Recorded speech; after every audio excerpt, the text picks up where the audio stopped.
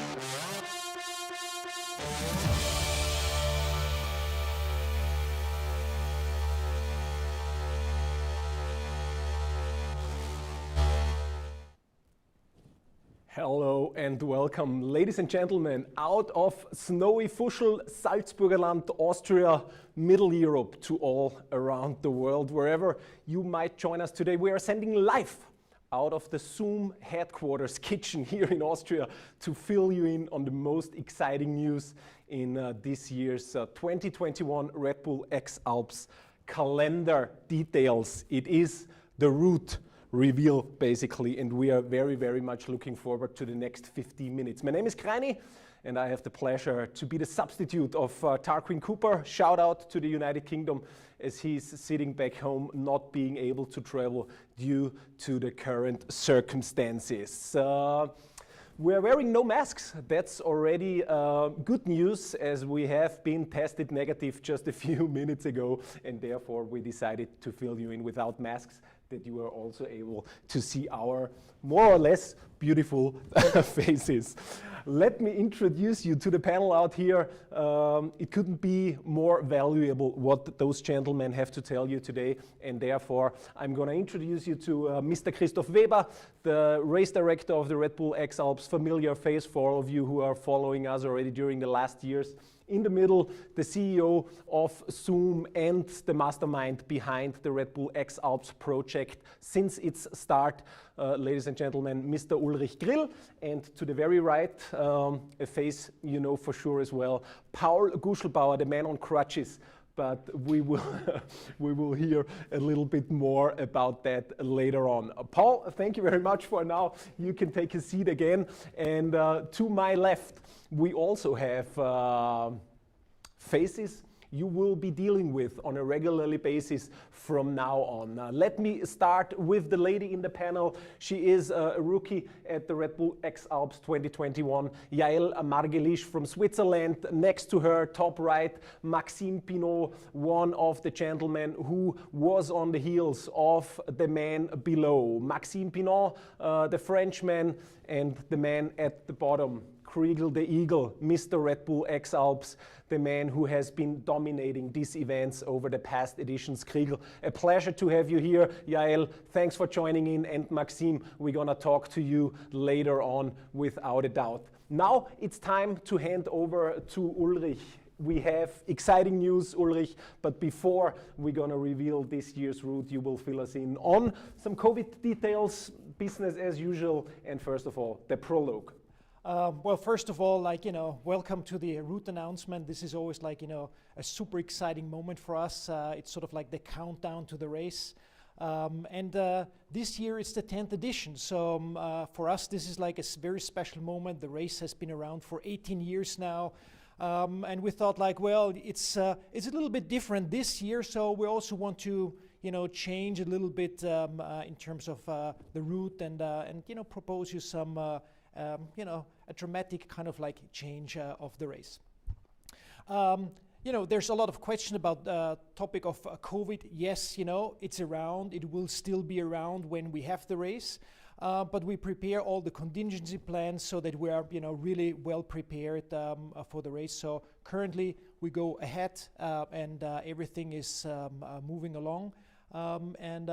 with that, I would say we look at the prologue in Wagrain-Kleinaal, which is sort of like the first topic of the race as well. Very exciting as well. We have been hosted by Wagrain-Kleinaal already the last year with the preparation week there.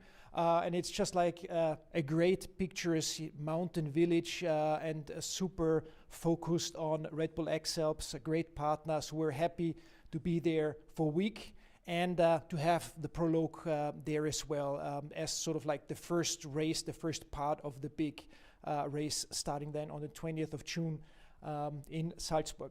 With that, I give it to Christoph, who will then, give you an update on the prologue and on the route of what is happening there. So hello from my side also, and let me show you the prologue. It's a 30-kilometer race before the race starts, 2 days before, and you can see here the map of the whole prologue. We start in the sporting field of Kleinaal, then the athletes run up to the Mooskopf, where they hopefully can take off for the first time and fly to the next turn point, to Grafenberg, and then the race goes on to Hochgründeck, and from there hopefully they can fly back all the way to the starting place, to Kleinaal. And that's about the prologue, and I pass over to Greini. That was quick. Thanks a lot, Christoph. Well, not just you guys are waiting for the route. Obviously, you back home are doing that as well. But before we do so, we throw it back to the last 9 editions of Red Bull X-Alps and some details about the route history.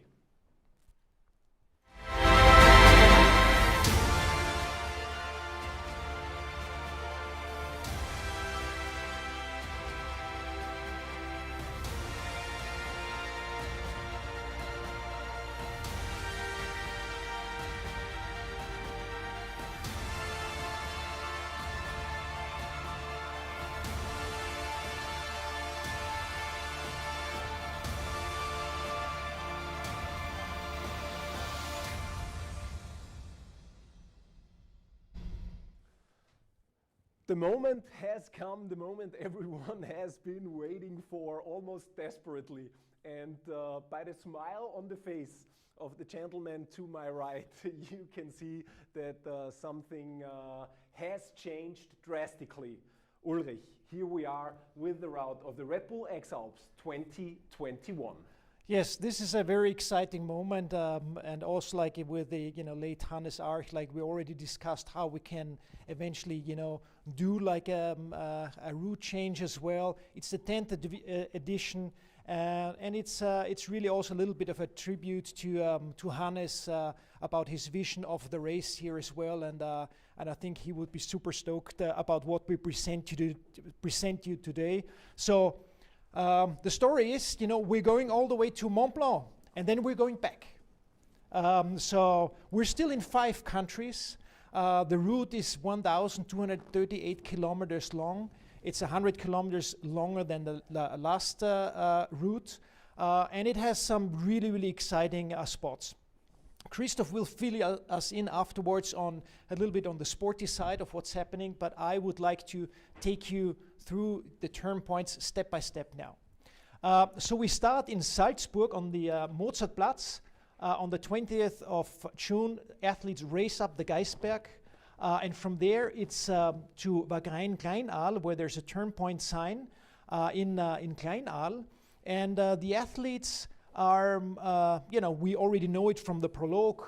It's a great spot to be, and from Wagrain-Kleinaal they race to Kitzbühel, to the Hahnenkamm, where the athletes sign a turn point on top of the famous Hahnenkamm race.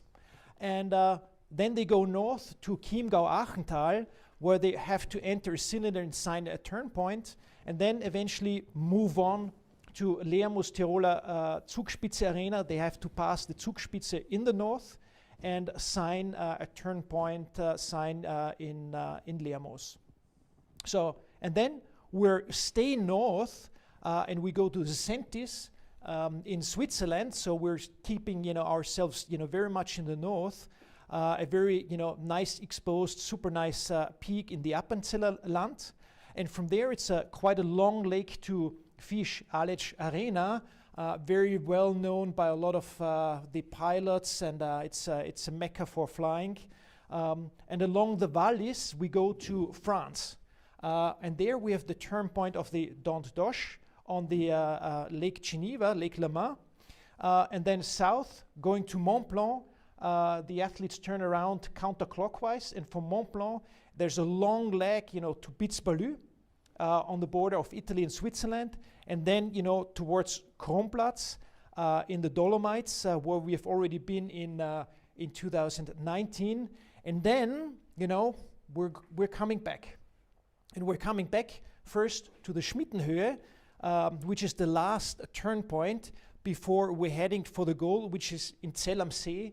And on a float in the lake where the athletes, have to land, or they have to, if they don't fly, they going to hike down and then swim there.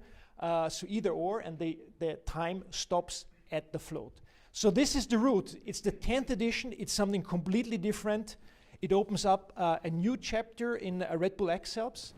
And we're super excited that we are at this stage, and that we have decided for this route.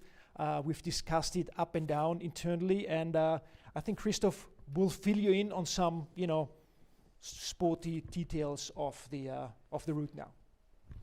Well, I would say exciting news, to say the least. Looking very, very much forward, obviously, on Christoph's explanations and insights, but then even more so looking forward to what Jael, Kriegel, Paul and Maxime will be telling us about the new routes. Christoph, before we move on with the sportive explanations, I just want to underline one more time for all of you, redbullxalps.com. That's the place to be, not just today, but from today on, with all news, with all details, with the stories, with all the links to partners, to athletes, whatever you need to know about the toughest adventure race on the planet. redbullxalps.com is having your back. And for today, please make sure you send us your questions, you send us everything, and you will be sure that we try to answer as many questions as now. But now we are coming to the turn point details together with Christoph, and then we're gonna close this chapter as a first step with Ulrich and Christoph. Christoph, let's start. Home turf, Mozartplatz, the start, everybody knows it, super spectacular venue in the heart of the Mozartstadt, running up the Geisberg. Maybe one important detail, the time gaps from the prologue will be used for the second day as time penalties, but that's probably something you're gonna tell us anyway. Let's start in Salzburg. Yeah, looking on the start in Salzburg, it's on the Mozartplatz, a well-known place for X-Alps, and we know this place. We know the route up to the Geisberg where the athletes run up, and hopefully we'll find flying conditions on the Geisberg. And all these first turn points are not the same, but more or less in the same area as we already had it last edition. So this time we are going to Kleinaal, not to Wagrain, but to Kleinaal, which is quite close to Wagrain. From there we make this turn passing Kitzbühel. Last time it was a direct line to Aschau, but this time we have this corner there passing the Hahnenkamm. We go out to the Lake of Chiemsee and come in again to Marquardstein, the place where Skywalker also has its factory. As this is your home turf, Christoph, the first 4 turn points, what are you expecting? What are the most crucial things the athletes have to pay attention on at the first couple days of the race? Yeah, I mean, if you fly out from the more inner side of the Alps towards the flats, towards the Lake of Chiemsee, you always find on good flying days quite a lot of headwind. So it might be quite tricky to fly out there and to get all the way done fly-wise out to the Lake of Chiemsee and come back to Marquardstein. From there onwards is the first longer leg, back crossing the border, basically back into Austria, Lermoos Tiroler Zugspitz Arena. Yeah, this leg we know already. We have seen this leg 2 editions ago already, where athletes were starting from Aschau and going this way. So it's also a terrain which is known by the X-Alps athletes, which are not rookies, of course, but yeah. So that's something known. Also here going to Sentis. Sentis is new that we go so much up to the north in this place, in this part of Switzerland. Yeah, we will see some new lines for sure there in this part. Then I'm quite excited about Fiche, which is a very, very famous flying place, and yeah, there are quite fast lines, maybe possible to fly there, so it could be a quite fast leg.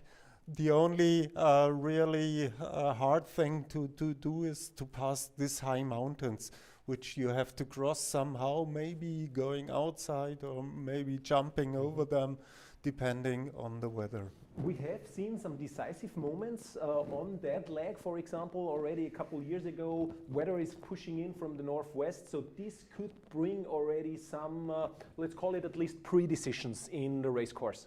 Yeah, of course, yeah. There you have also different lines which you can fly, and wherever or whatever decision you take could be pushing you in front or letting pass the others. But talking about decisive moments, I guess now it's getting spicy, to say the least, from the Aletsch Arena, moving westbound basically into France and then towards the south-southeast and the Mont Blanc. Christoph, you mentioned already beforehand that this is where you see the, let's say, the crux of the race, obviously always depending on the weather conditions. Yeah, exactly. We were talking about it before, and you know, you have to pass anti-clockwise this turn point, the Dent d'Auch, and also the Mont Blanc. And the Mont Blanc, if you have to pass it anti-clockwise and you cannot do it flywise, will be really hard to do. Paul is looking already on it. He knows this area, and yeah, people, the athletes need to cross it anti-clockwise past this turn point. So that's the only way this turn point can be done by the athletes. And yeah, if it's not flyable weather, there's an ultra marathon going around there. It's hard. Thanks for the note. For everyone, thanks for the note. This will be really hard. Yeah. And then something special about this route will happen. Even if some teams are more in front than the other ones, they will find maybe quite similar weather conditions, especially in this area. So it's not like in the past editions where from after the Mont Blanc, the teams were in completely other weather conditions than the others following them. Here they enter more or less in the same weather conditions again, depending on what tactics, on what paths they will take. It might take them back more to the north side, so staying in the same weather conditions like the other ones. So it's much more showing what everybody is doing out of these weather conditions than if you find the teams in quite other weather conditions. We're moving back eastbound along the Swiss-Italian border, crossing it multiple times, obviously depending a little bit on final route choice, and then approaching Piz-Palu, Engadin in Switzerland before we head over to well-known grounds again towards Kronplatz. Very long legs, as you said it already, Christoph. The route choice could be from till you can go further south, you can go further north, whatever the tactic is looking like. Yeah, here as the distance between the two turn points is so far, you are able to choose wherever you want to go, more in the south, more in the lower mountains, or more in the higher mountains, depending on your decision how you think the weather will be best for you to fly far. And yeah, so it's opening up a lot of choices there. And the same here, it's radios where they have to come into the near, come to 3 kilometers of distance to the Piz Palu, and then it's opening up again. So the choice will be again, stay on the track line or go more north or go more south. Coming to the Kronplatz turn point, we know from last edition already. Very important as well here, Saleva Trophy. So just a few kilometers away from the finish line, we will one more time reward the first men or the first women there with the Saleva Trophy. And then it is basically the final leg. You cross the main ridge of the Alps, approaching through the Dolomites one more time to beautiful Salzburger Land. Yeah. And here you have to cross the main ridge, as you say, but you have the advantage that you come from the south side, so it might be a little bit easier than crossing the main ridge from the north side, because you come from the sunny side of the mountains. And yeah, going up to Schmittenhöhe, where there's the last signboard you have to sign, and then racing down to the float where the clock stops. For all of you guys who were romantic Red Bull X-Alps fans in the past, saying, oh, it's so nice to end up in the Mediterranean on a float. Trust me, Lake Zell is as beautiful as the Mediterranean. They have a casino there as well, at least from what I know, and therefore there are no excuses anymore. It's gonna be as spectacular as you can possibly imagine. Christoph, thank you very much for all those details, and Zell am See is the keyword, ladies and gentlemen. We will be there for the very first time, and we have Maximilian Posch sending us already warmest regards up front. Hello from beautiful Zell am See Kaprun. My name is Maximilian Posch, head of the local tourist board. I'm proud to be standing right in front of the next finishing area for the Red Bull X-Alps. After a turn point on the Schmittenhöhe, the athletes will land right in the middle of crystal clear Lake Zell. I'm happy that Zell am See Kaprun is now part of the Red Bull X-Alps family, and we are looking forward to welcoming all the athletes from around the world. See you soon. Fly with Greg, Paul. Fly with Greg. I don't know him personally, but he says, much better route. Love it. Good choice, guys. So thanks a lot, Greg, for those words already through the comments on our live transmission. First of all, Paul, when I travel to a route reveal of Red Bull X-Alps, I don't expect a guy on crutches talking to me. How are you and what happened? Yeah, I'm basically fine, but I have a problem with my foot.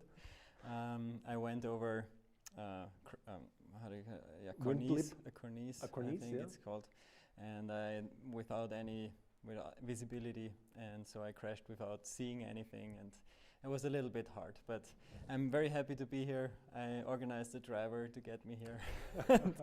And yeah, thanks for having me. Well, awesome to have you. Of course, we will talk later more about the food, and I'm sure there will be some comments coming in as well. First of all, the route. What do you say?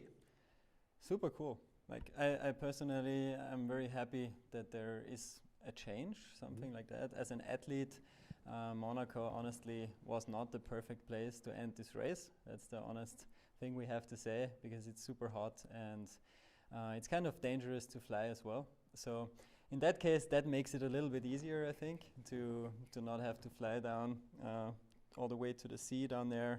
I landed in a thorn bush once on the very last kilometer, so I know that there are not many thorn bushes up here, so that's an advantage. But otherwise, I mean, it's an incredible route, super exciting, with a lot of challenges. Just looking at the different turn points, I can right away find points where we will be challenged with a possibility of very big delays. Like because of the position of the turn points, you can miss very good flying conditions further in the mountains.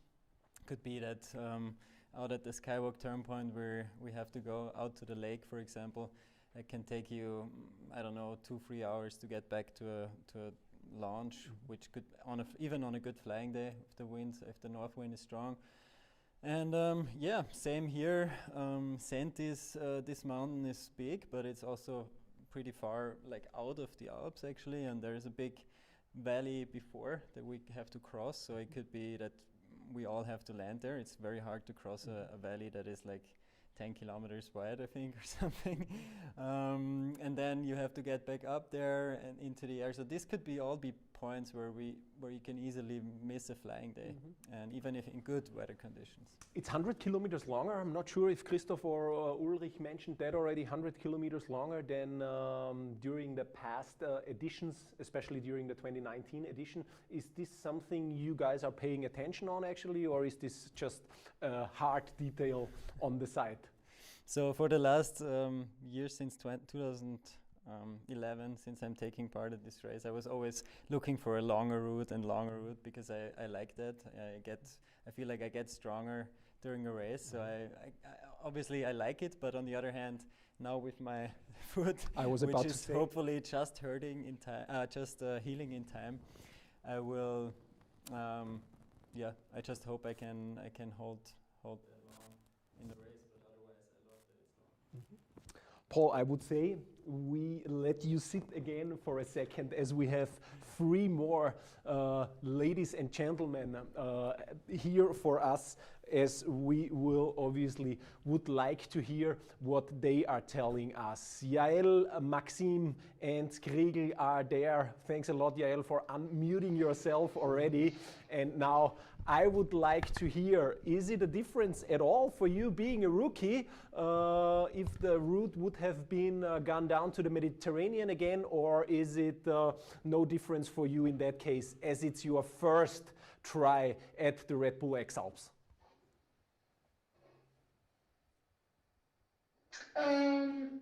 I think it's not such a big difference. Like it's breaking a bit the story of the X-Alps, but I think it's a really interesting route, and yeah, I'm looking forward to it. Would you say it is an advantage for your style of racing, for your endurance capabilities, or would you say the initial plan or the route of the last years down to Monaco would have served your advantages a little bit better? No, I think this kind of route is more advantageous me because of the part in Switzerland, especially to Mont Blanc and by the Lake Geneva. I know this place, I've been flying a lot around there, so I think this is more advantageous in me than.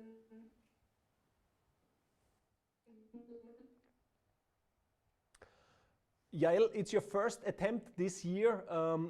What are your expectations actually? How do you prepare? I mean, especially with Kriegel being Swiss as well, if you enter the Red Bull X-Alps as a Swiss lady or a Swiss gentleman, then the expectations are obviously very, very high. There have been just Swiss winners so far at this event at all 9 editions. So the bar is very, very high for all the Swiss folks entering Red Bull X-Alps.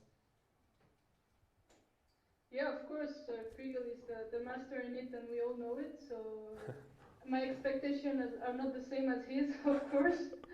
But I really hope to go as far as possible and really have fun with my team and try to push, always being competitive, and yeah,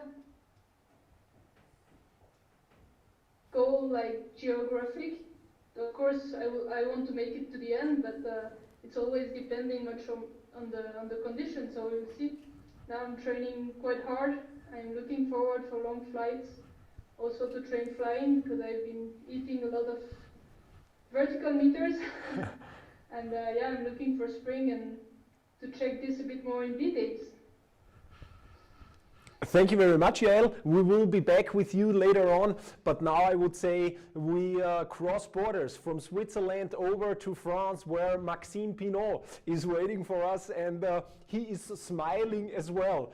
Maxime, I'm not 100% sure if your smile is well, how should I say, a 100% happy smile, or also a smile expressing that it's going to be 100 kilometers longer and maybe even tougher than the years than the years before. Yeah. On our sheet. No, it's, yeah, go ahead. Go ahead. Yeah. I'm still happy to on the 2019 going to this. I have to say that this route is, I think is really appealing, and I'm really happy to see this route, because I wasn't expecting that much, but it looks really promising. So yeah, I'm quite happy about it.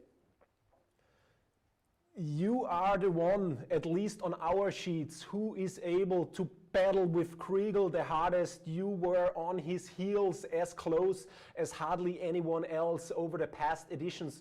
So what are you changing, seeing this route now for 2021, also in terms of your preparations for this year? Is there anything you are seeing right away that's going to be important for me during the 2021 edition? At the moment, I don't know. I have to have a closer look to the race, to the new route. But I think will not change a lot my preparation. Just now we don't have any more friends in the route, so maybe more some flight in Switzerland and Austria, and maybe more. I don't know. But for sure, it will not change a lot, as now we have a good experience from the last one, and yeah, I think we are on the right way in the preparation with all the teams. So it will not change the route, but yeah, for sure, it's cool to see new things. Seeing that Paul is changing his preparations for 2021 drastically and thinking about it's easier with a broken foot, did you also change anything significantly? How does your endurance training looking like, especially knowing that Kriegel, for example, is also super strong on the uphill and paying special attention on this training as well? Is there anything you reinforced for the 2021 edition?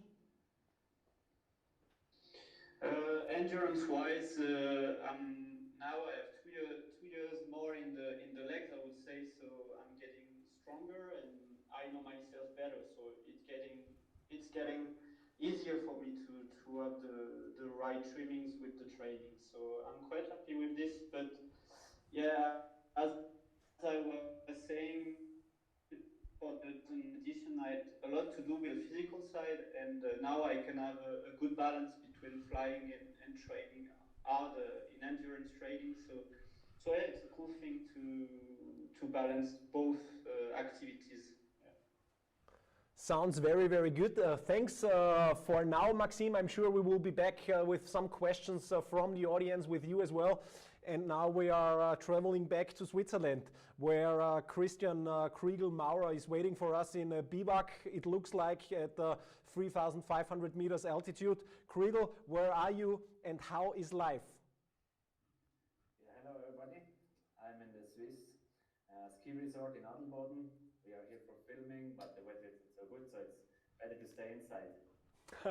All right, or at least hit some powder turns, but try to avoid what Paul did. How does preparation for you go so far? Are you within your plan? I read on redbullxalps.com that obviously you are also directing your training based on weather conditions. How is preparation going for you this year? Yeah, actually it works really well. I made a plan to make a lot of endurance training in the winter, and now switching to flying for the spring. But actually we have a lot of new snow, so it looks like I have to stay with the touring skis at the moment. This morning I made a hike and fly. There was almost 1 meter of new snow, and I was not able to go higher. So this is the situation. I think also the preparation, it's an adventure, and it makes exactly the good training for the summer for the X-Alps. Very, very good to hear. Yeah, that's exactly what we think, that the preparation itself is an adventure on its own. Seeing the new route, I mean, there is nobody out there who have seen the old route of Red Bull X-Alps as detailed as you, winning 6 times in a row. Unbelievable being Mr. X-Alps during the last 10 years plus. So what did you think when seeing this route for the first time? Yeah, I'm very impressed. I made some notices, so I was so impressed that we have to cover such a long distance in just 12 days. Maybe we hope to, or I hope to get more time, maybe this year, because as already talked about, it depends of the weather if you can finish the race or not. But 12 days looks really sportive. Mm-hmm. So the duration of the time frame set to complete the 1200 kilometers plus is really tight from your point of view, as I understood that. In terms of looking at the athletes roster, especially having Yael here as a highly decorated paraglider, what do you expect in terms of contenders? Who will be the biggest rivals? And what, for example, do you think Yael and the ladies are able to put on the table during this year's edition? At least I'm very interested too, because we know that she fly, or all the ladies flies very well too.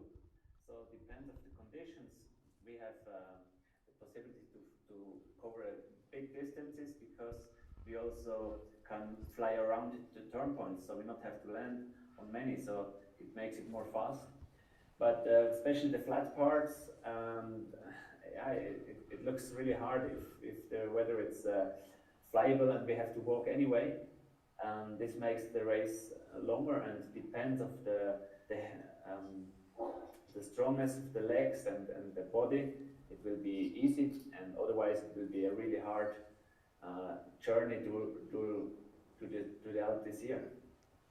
All right, thank you very much, Kriegel. We will be back with more. So I'm just scrolling through what you guys sent us from out there via our chat, and we're gonna see where we can also have something for you guys. Well, Fly with Greg is very, very into it, and therefore the first question for Kriegel. Kriegel, what do you think is the hardest leg of the route we did see presented by Ulrich today? Do you think it's more the route towards the west, towards Mont Blanc, flying on the north side of the Alps, or do you think, just as Paul said, also the long legs in the south basically could be the decisive moments?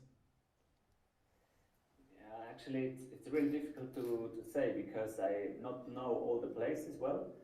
But I know the place around La Clermont and Mont Blanc, and if it's flyable well, we can fly one day around, no problem. If it's rainy or bad weather days, we spend a lot of time in this area for sure.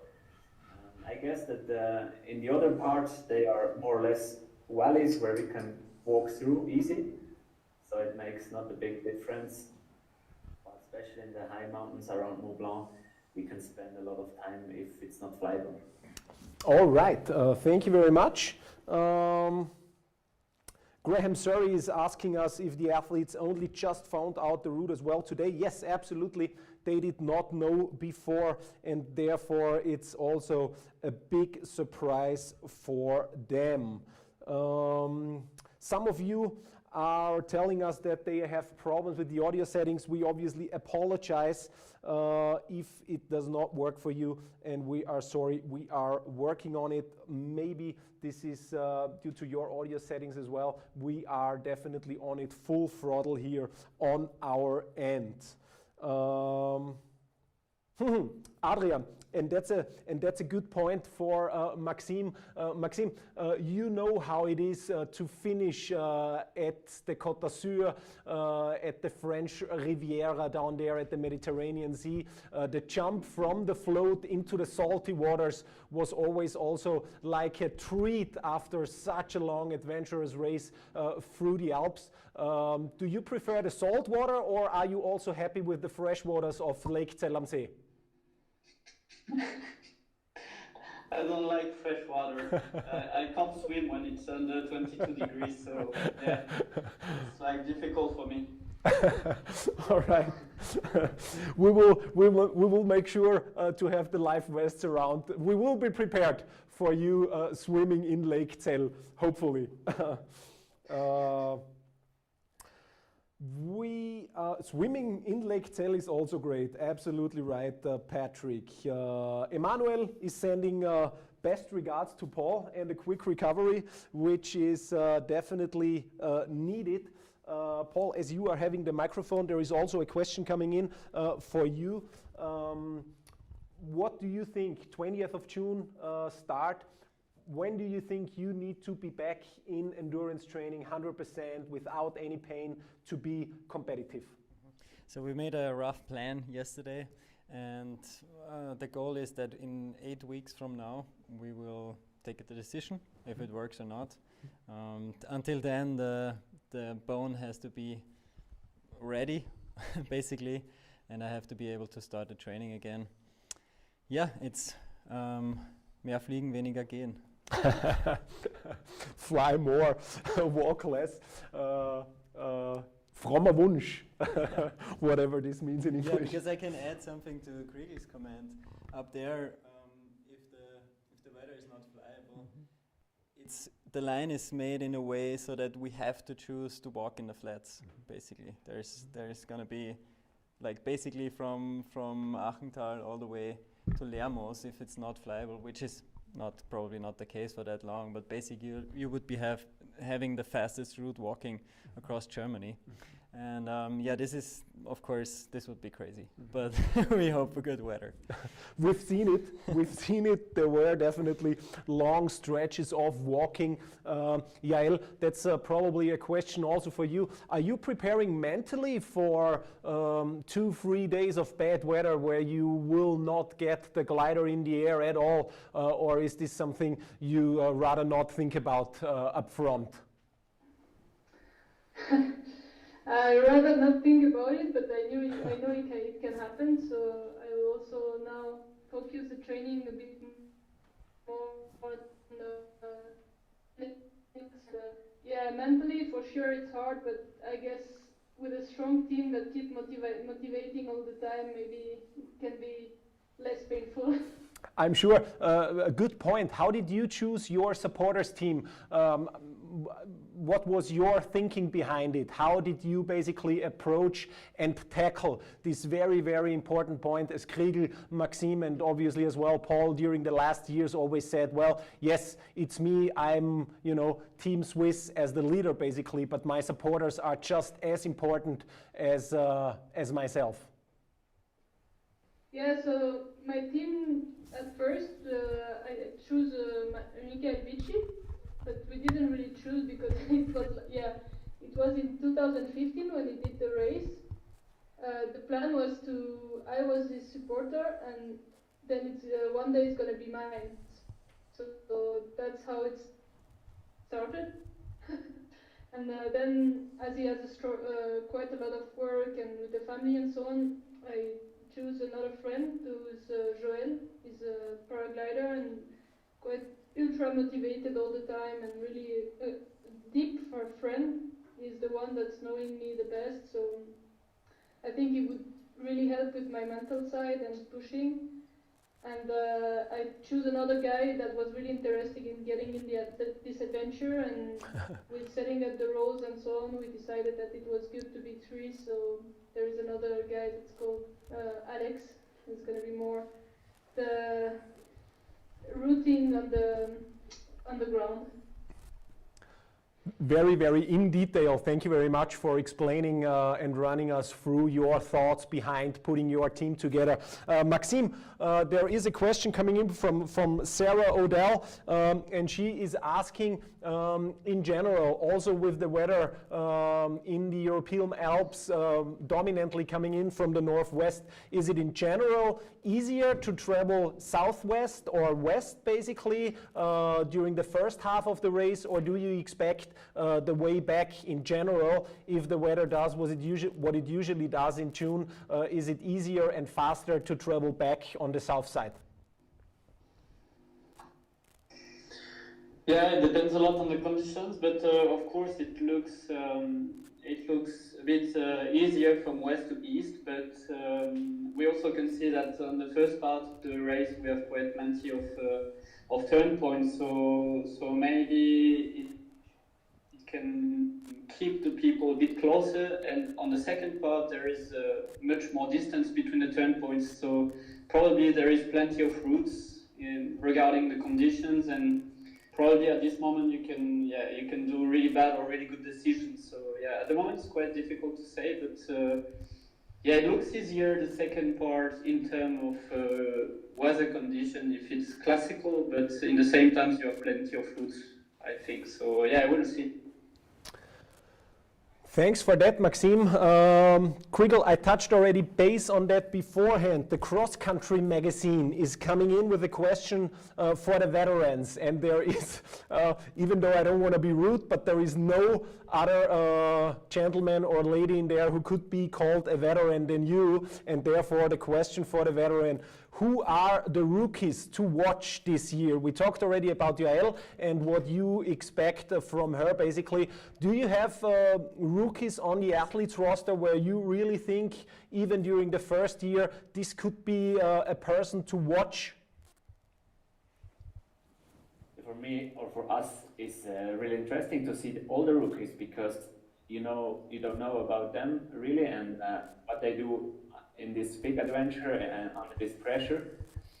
But I know some, they fly really well, at least Nicola Donini. He can beat me in a normal competition race, and if he can bring this performance into the adventure, he will be fast for sure. Mm-hmm. Theo de Blick is also somebody where the community always said, well, with his flying skills there might be chances. What do you think about him? Not a Frenchman in the mix? Yes, I know that Theo can fly very well with the small wings, and I never saw a big flight of him, so maybe we will see a first big flight in the X-Alps from him. But I guess that in good days, to have the efficiency all the day, 8 or 9 hours long, it will be good to have experience in this. So this will be the key for him. Mm-hmm. Kriegel, another question is coming in from Graham Surrey. A very good question, actually. Did you take notes over the past editions you competed in about certain flying conditions in certain areas? Did you basically track something like a route book with also personal notes? And is this something you are always pulling out of the bucket ahead of a Red Bull X-Alps start, where you say, this is what I know from 4 years ago, this is what I know from 6 years ago, and this might help me for this year's edition as well in my tactics and my planning? Yes, this is a good topic, because I did this 22 years long now, and I know that the problem is the days can change. So if I do an experience in one part on one day, this not means that it's on the next race the same. And it's my key, because I know it's not always the same, so I have to be open to have a new decision. For sure it helps to end 6 times the X-Alps and to know that this tactic works.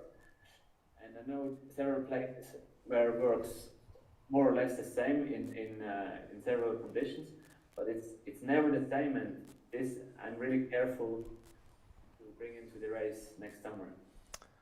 All right.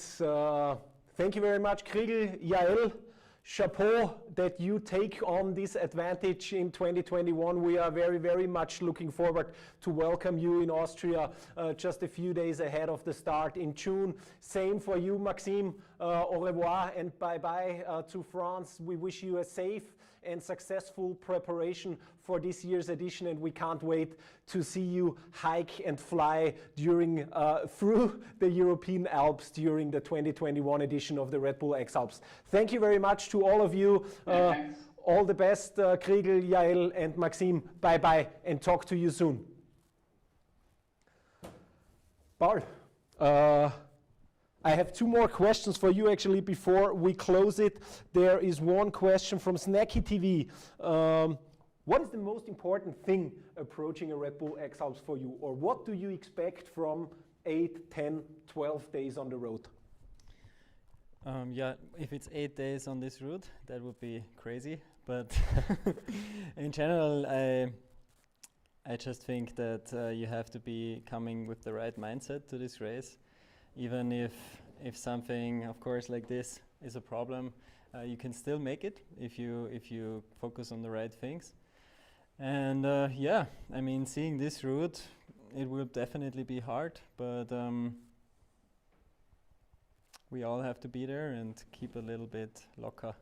I don't know what that means. Stay relaxed. Stay relaxed and then see what happens, because the challenge will be to make it to the goal, like always. Finish line, basically. Night passes, as Guy Padua is asking us, is this something you rather use early in the race or see what the other folks are doing and pulling something like this, for example, later? Have we talked about night passes today? I didn't hear that yet. So there is night passes again, yes, I guess? Okay.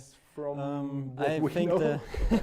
I think the strategy that like came out of the last couple of races was to keep the night pass if you have one for the last days, because this is where everybody starts pulling them, and then you basically have a race to goal here. So yeah, very important, and this is already then more in detail, ladies and gentlemen. And with this question, we're gonna end the Q&A session as well. For the nerds, for the community, for the hardcore fans, material, what do you have in store? What did you work on together with your partners, Saleva, Skywalk? What is the latest and hottest you need to win the Red Bull X-Alps 2021? Yeah, I've actually been working quite hard with Skywalk on a new glider. It's going to be Skywalk's also first two-line glider, like you say, for the paragliding community. And it works really good. It's super safe. It's very easy to fly. We're definitely very competitive. So if I couldn't take part at the race, this would be probably one of the hardest parts for me, that we finally have a new, very good glider and that I couldn't use. But many other pilots are going to use it. This is going to be good. And then also, we've actually developed something special with Sunto. This will also be a nice surprise, I think. Like a backup, the watch will be very useful as a backup device in this race as well. And of course, Saleva, we're working on backpacks. We're working on general clothing that fits this race I perfectly. thought on casts. So yeah, no casts, not yet, but maybe for next year. You never know, for next time. So yeah, it's going really well, and yeah, I'm super excited. I hope everything turns out like I wish it will.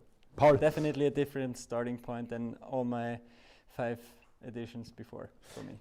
It seems you like this special thrill. The last time you decided to spend the year before in Alaska, not training too much or not too specifically, now you decided for a cast. So that's very interesting, actually. Yeah, I didn't decide in this case, but I was actually super motivated for this race. I decided actually to do exactly the opposite, to focus like I've never focused before. And so this is a really weird situation for me, but it's kind of a thing that kind of happens to me a lot, because 2015 we were going down to Monaco, 200 kilometers left, and I was really close on Kriegel's heels back then. I think just 2 hours behind with just 200 kilometers to go. And what I did was I put myself back in the 6th place, I think, just to be able to catch up again. So maybe this whole thing is happening now, so I'm over it, and then for the race will be different. So yeah, different situation, but I'm happy if I can take part and just make it to the goal. This is the next goal. Paul To the start line Guschelbauer. and then to the goal. Yeah, exactly. If the toughest adventure race in the world is not tough enough, you do what Paul does. Thank you very much, Paul. Thanks a lot, ladies and gentlemen. This was an exciting day, I hope, for all of you. I'm sure the community and all you out there will discuss the new route up and down tonight, 5:30 p.m. CET. Tarkin Cooper will come back one more time with Aaron Durogati and Gavin McClurk to also fill the guys in the US or whoever did not have the possibility to join right now due to the timings back home and fill you in on whatever is interesting from their point of view. Ulrich, Christoph, I'm also saying thank you very much to you. I'm crossing my fingers for COVID to taper down, to not be a topic at all by the start, and to see one-of-a-kind Red Bull X-Alps 2021. RedBullXalps.com, just one more time, this is the place to be during the next weeks and months, and then we are looking forward to the start of the Prologue and then to the Mozartplatz on the 20th of June 2021. We are out. Thank you very much. Bye-bye, and have a great remaining day.